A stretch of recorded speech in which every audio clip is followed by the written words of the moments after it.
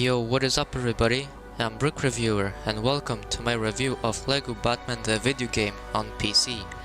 This masterpiece was developed by Traveler's Tales, also known as TT Games, and was released back in 2008. The game was originally sold for $20 or 20 euro when it was released. It costs the same price today if you want to buy it on Steam, and you can get a big discount if you wait for a sale. It costs $13 or 13 euro on Epic Games. And so, what is LEGO Batman the Videogame? Well, it's about a lot of dangerous bad guys who have escaped from Arkham Asylum, including the Riddler, the Penguin, and the worst of the worst, the Joker. The bad guys are roaming the streets of Gotham City and wreaking chaos, and the police are unable to catch them. It is now up to Batman and his sidekick Robin to traverse through various obstacles and using their many different suits to capture the criminals and save the city once and for all.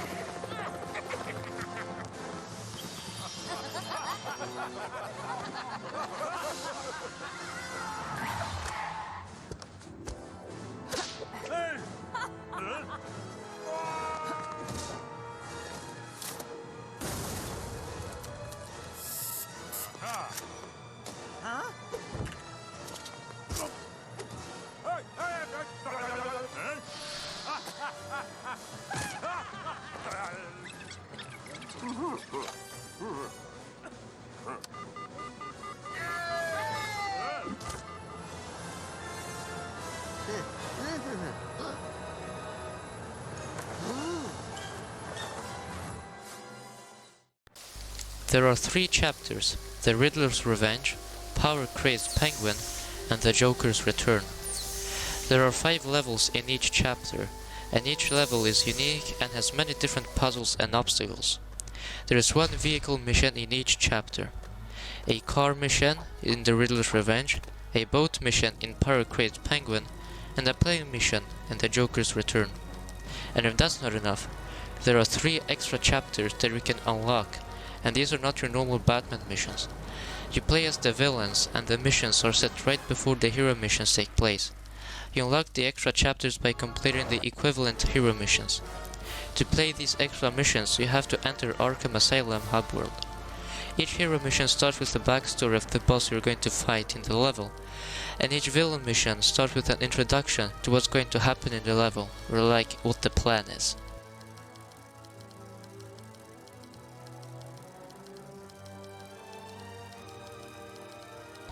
Now, let's have a look at the first mission you play in the game, which is called You Can Bank on Batman from the Riddler's Revenge.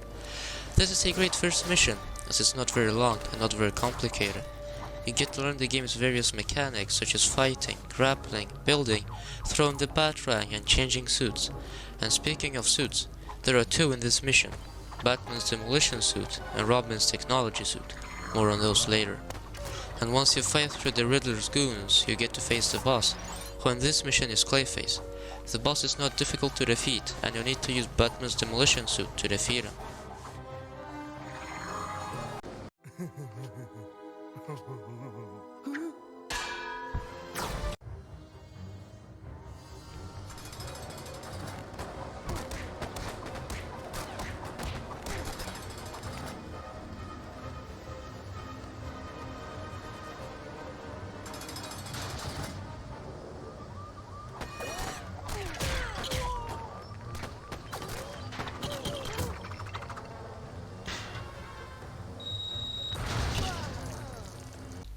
Now, let's move on to the collectibles. There are 3 different collectibles: There are studs, which are the currency. There are 4 different types of studs. Silver, that are worth 10. Gold, that are worth 100. Blue, that are worth 1000. And purple, that are worth 10,000. These studs can be found everywhere in the hub worlds and the missions. They can be found on the ground or by breaking LEGO objects. Collect enough studs on a level to get the superhero or supervillain status for the level. There are mini kits, which are collectibles that reward you with a mini build once you collect all 10 in a level. Some of these can only be collected in free play mode, which is unlocked after beating the mission in story mode. Free play mode lets you play a mission with any character that you have unlocked. And lastly, the red bricks. These are kind of like cheats that make you invincible or give you stud multipliers that actually stack. There is 1 red brick in every mission. The hero missions give you suit upgrades and the villain missions give you cheats. Once collected, these upgrades and cheats can be purchased in the Bat computer or the Arkham Asylum computer in the hub world with studs. And speaking of suit upgrades, let's have a closer look at the suits. There are 8 suits in the game, excluding the default ones. Each of the heroes has 4 different suits with unique abilities. Batman has a demolition suit which allows him to put down bombs, a glide suit that lets him glide across big gaps, a sonic suit that lets him shatter glass, and lastly, a heat protection suit that makes him resistant to very hot areas and bright red LEGO objects. Robin has a technology suit that lets him use green control panels and take control of small vehicles, a magnet suit that lets him climb magnetic walls, and an attraction suit that lets him collect trash and put it in a trash collector, which will convert the trash to LEGO pieces and build something useful for you or give you a little reward. And lastly, the water suit, which lets you dive underwater. All of these suits can be unlocked by playing the hero missions. To switch suits, simply find a suit swapper. You can only wear the suit that's in the suit swapper unless you use the randomizer in the Batcave or you play a mission in free play. And like I mentioned before, you can purchase suit upgrades in the hub worlds. The images for the suits are from LEGO Batman the Videogame wiki. But wait, there are more things you can buy in the store other than suit upgrades and extras, namely characters. The character roster in this game is not big, as it only contains 4 to 6 playable characters, which is not a lot for a LEGO game. These characters can either be obtained by playing through story mode missions, or by purchasing them in the store. Each character has different abilities, well, most of them do. Batman and Robin, for example, can grapple and use the suit swappers. Batgirl and Nightwing work the same way. Criminals that are mutated in some way, like Bane or Clayface, possess super strength. Characters that leave green smoke behind them when running, like Two-Face, can walk in toxins. Clayface and females, except for Batgirl, can jump extra high. Poison Ivy and Catwoman have so-called villainous axes.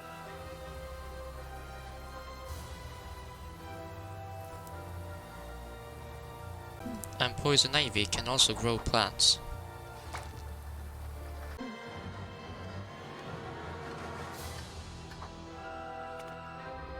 The Riddler and Mad Hatter can use mind control to control certain characters. They and the Scarecrow also have so-called mind control axes. Man-Bat and Killer Moth can glide, just like Batman in his glide suit. Mr. Freeze can freeze people and sparking liquids. Killer Croc can dive underwater, just like Robin's water suit. The Joker can activate generators. The Penguin can deploy penguin minions that can enter special hatches and blow up several LEGO pieces, just like Batman's demolition suit. And speaking of penguin minions, it exists as a playable character, but it's not the best one out there. It's not fast and can only shoot, but it can fit into the penguin hatches.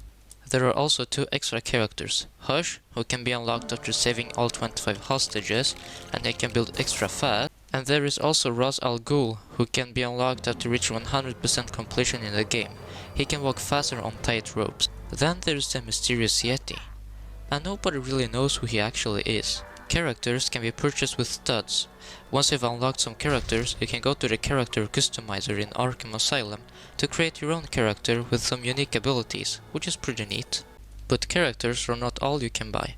You can also buy vehicles. There are 3 types of vehicles: land vehicles, sea vehicles, and air vehicles. Some vehicles have special abilities. The Batmobile and Batcycle, for example, have tow cable. Mr. Freeze's cart can freeze enemies. The Joker's van can activate the Joker panels, and Harley Quinn's hammer truck can activate Harley Quinn panels.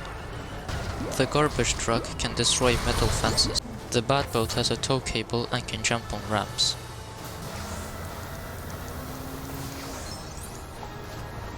Robin's watercraft can destroy red, green and yellow LEGO objects with pink missile.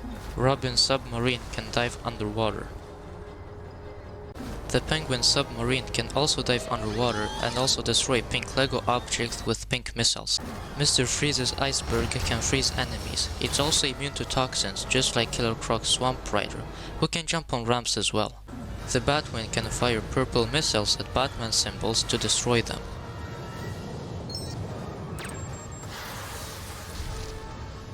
The Scarecrow's biplane can fire fear missiles. It also has toxin immunity.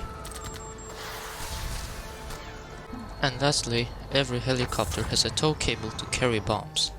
And if that's not enough, there are 2 bonus levels that you can play: Wayne Manor and Arkham Asylum. Remember when I said that you can achieve a superhero status? Well, if you achieve all of them, you will get a micro build and unlock a bonus level, which can be found in the hero trophy room. The same goes for the villains, and the bonus level can be found in the villain trophy room. The goal in both of these levels is to collect 1 million studs. Now, when it comes to the hero bonus level, I have some mixed opinions.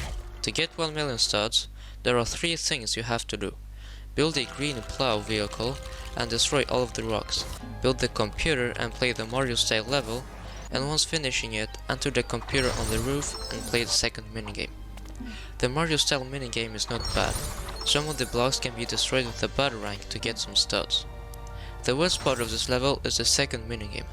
There are a bunch of fans that you have to destroy with bombs. You can either push the bombs or use one of the floating vehicles to tow the bombs.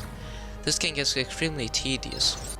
Once finished, you pull the lever in the middle of the map to exit the minigame. You get rewarded with an extra stud once finishing.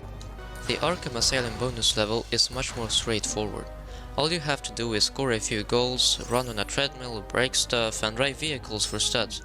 You don't have to be super precise, because you don't need all of the studs in this map to win.